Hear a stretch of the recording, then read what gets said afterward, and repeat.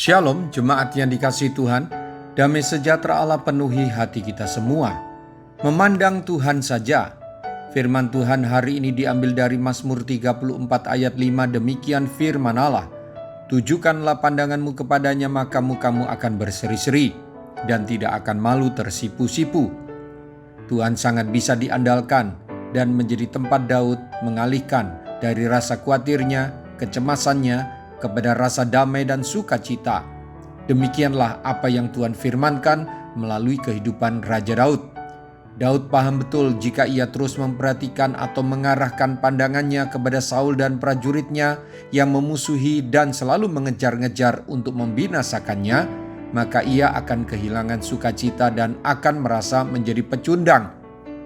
Daud tahu rahasia memperoleh sukacita dan damai sejahtera serta hidup yang berarti, yaitu mengarahkan pandangannya kepada Tuhan. Bahkan sebuah keyakinan lain ada di hati Daud, bahwa Tuhan akan mengirim malaikatnya berkemah di sekeliling orang-orang yang takut akan dia, lalu meluputkan.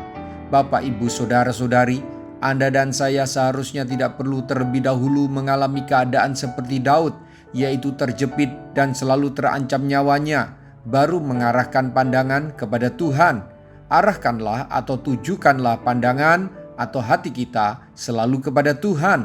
Kendalikan pandangan dan pikiran kita, jangan kepada masalah, kepada hal yang mengkhawatirkan, kepada hal yang menimbulkan kecemasan, tapi arahkanlah pandangan kita kepada gunung batu kita, perisai kita, kubu pertahanan kita, yaitu Allah yang bisa kita percayai di dalam Tuhan Yesus, yang tidak akan pernah meninggalkan kita seorang diri sebagai yatim piatu. Ia selalu menyertai kita, tinggal di dalam kita, hingga kesudahan zaman. Mari Bapak, Ibu, Saudara-saudari, arahkanlah atau tujukanlah pandangan atau hati kita kepada Tuhan, agar hidup kita di dunia dengan waktu yang masih sisa bisa bermakna dan berguna bagi orang lain untuk kemuliaan nama Tuhan. Jangan habiskan waktu untuk merenungi dan meratapi nasib, uang, dan harta yang selalu kita jadikan tujuan hidup.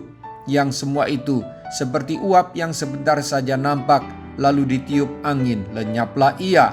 Sehingga kita tidak ada beda dengan orang yang tidak memiliki tujuan hidup dan pengharapan kepada hidup kekal. Putuskan, berjuanglah selalu mengarahkan pandangan kita kepada Allah, penguasa alam semesta, dan yang berkuasa memelihara serta membuat sejahtera. Haleluya. Mari kita berdoa.